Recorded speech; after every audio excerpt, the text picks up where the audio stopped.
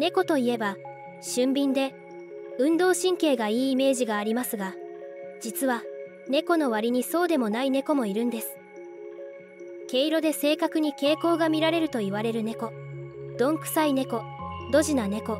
おっちょこちょいな猫とは一体どんな猫でしょう。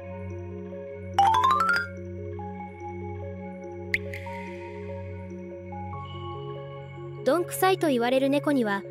例えば次のような行動が見られます。塀の上やキャットウォークなど狭く高い場所から落ちる。部屋を走り回って壁や家具にぶつかる。ジャンプに失敗する。お腹を出して寝る。大きな音がしても寝ているなど、気をつけておかないと危険な場合もありますが、ちょっとドジでひょうきんなところがあります。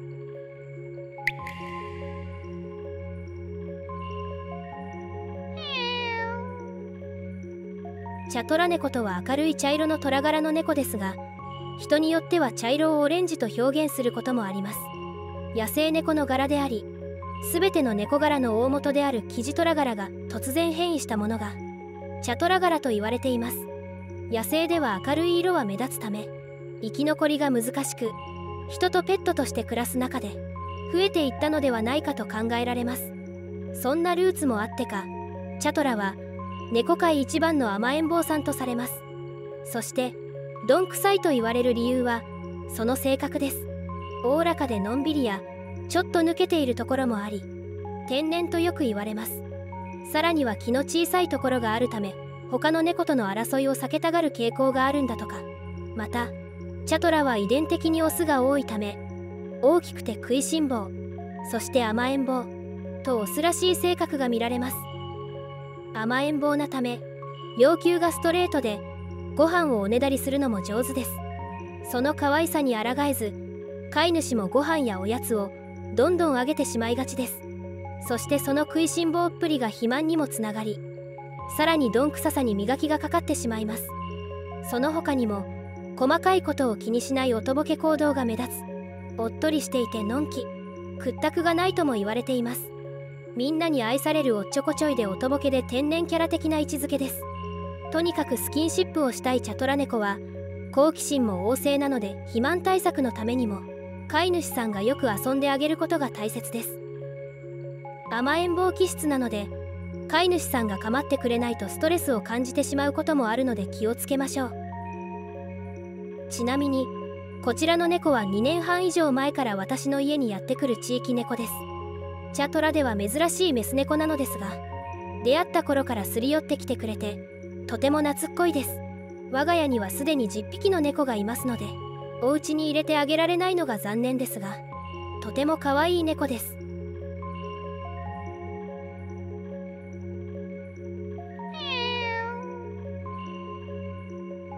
黒と白の毛色を持つ猫で、黒い部分が多いと黒白猫、白い部分が多いと白黒猫と言います。黒白猫にはおでこから鼻にかけて8の字の形に黒と白で色が分かれている模様の8割猫や、タキシードを着ているような柄のタキシード猫、白い靴下を履いているような靴下猫などがいます。一般的に黒白猫の性格は穏やかでマイペースと言われます。遊び好きで誰にでも懐くフレンドリーな性格がみんなに愛されていますが、普段から元気いっぱいな分落ち着きがないところがあります。タキシードでかしこまっているかと思いきや、ひょうきんでドジな仕草を見せます。懐っこくて仲良くなりやすい黒白猫は初めて猫を飼う人にとてもおすすめです。元気いっぱいなので、なるべく一緒にいる時間は遊んであげるようにしましょう。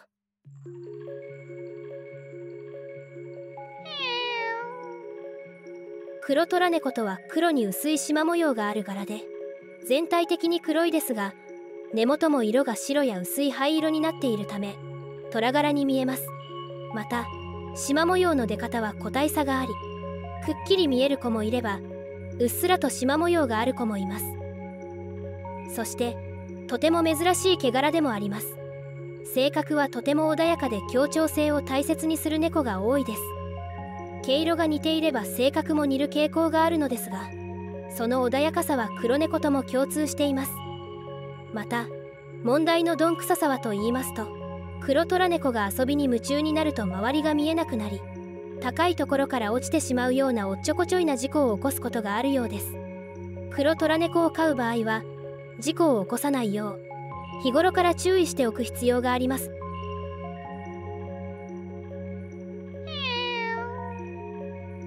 チンチラゴールデンという毛色をご存知でしょうか。チンチラゴールデンはペルシャ猫の毛色の一種で、毛の根元の色は薄い蜂蜜のような色から明るいアプリコット色をしており、毛のトップの色はゴールドです。そして毛先にわずかに黒い色がついているのがチンチラの毛色の大きな特徴です。チンチラゴールデンの仲間に銀色の毛色をしたチンチラシルバーがいますが、こちらはツンとしたお姫様のような性格と言われます。しかしチンチラゴールデンはペルシャ猫と同様に穏やかで落ち着きのある性格の猫です。あまり運動は得意ではなく、激しく遊び回ることはありません。高いところに登ったり走り回ったりすることもあるにはありますが、他の猫と比べると運動不足に陥り気味です。そのためちょっと太りやすいかもしれません。また優雅であるその上品な外見からさぞ性格も上品なのかと思いきや、実は面白行動が目立つ3枚目なのです。椅子によじ登るのに失敗して背中から落ちたり、床でゴロンゴロンして遊んでアピールをしたり、とても人懐っこく顔をスリスリしてくるのが日常茶飯事で、自ら抱っこされ飼い主さんの膝の上に乗ることもあるんだとか。お姫様気質とは程遠い甘えん坊気質の猫で、ペルシャ猫の毛高い猫というイメージを覆すお笑いキャラなのです。飼い方として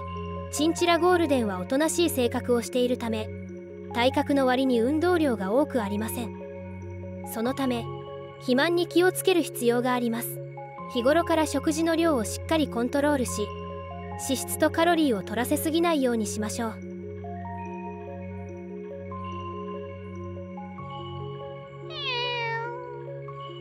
ヒマラヤンやラグドールといった病種に代表される長毛ポインテッドの猫。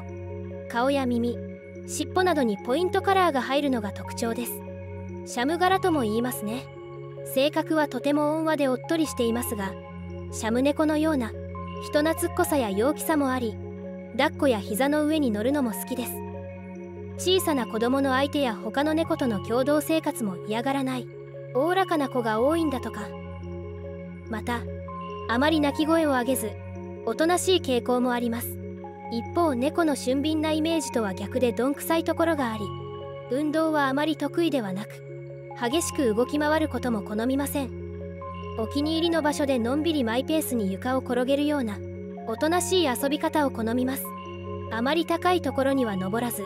キャットタワーで遊ぶよりも地面に近い場所でゆったり過ごすようです。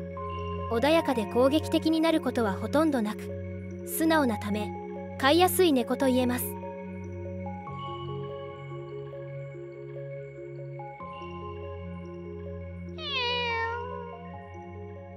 短足猫はマンチカンが有名で、突然変異でたまたま胴長短足の姿で生まれてきた猫です。私は自宅でミヌエットとその子猫で短足猫が2匹いるのですが、他の猫たちに比べるとどんくさい印象です。短足猫は運動神経が悪いというわけではないらしいのですが、足の長さが短い分、他の病種と比べてジャンプは低くなる傾向があります。また手足が短い分、歩き方もよちよち歩き、猫じゃらしで遊んでも手が届かないなど、ちょっとした仕草もどんくさくて愛らしく感じます。高いところに登ってしまうと降りれないところもありますので、無理に高いところに連れて行くのはやめましょう。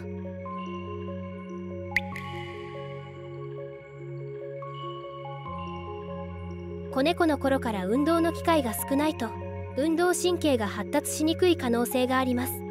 よく動く猫でも落ち着きがなく、注意力が散漫な場合はドジな行動を見せることが多いです。またそんな猫が体重が増えて肥満になってしまうと、体が重く思うように動けないことがあり、どんくさくなってきます。運動をするのが億劫になって台に登ったりするのを失敗しやすいこともあります。どんくさい猫でもさらに年齢を重ねることで筋肉が落ちたりするので、おっとりな性格に変わることもあります。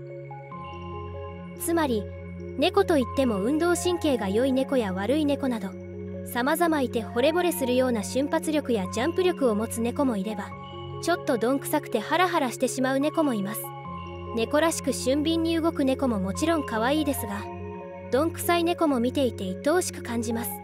皆さんのお家の猫ちゃんの面白いエピソードがあればコメントで教えてください。今回はどんくさい猫の毛色について解説させていただきました。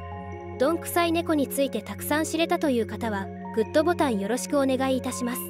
こちらのチャンネルでは今回のような猫の雑学、病種の歴史や特徴についての解説動画を配信していきます。もっと猫について知りたいと思った方はぜひチャンネル登録よろしくお願いいたします。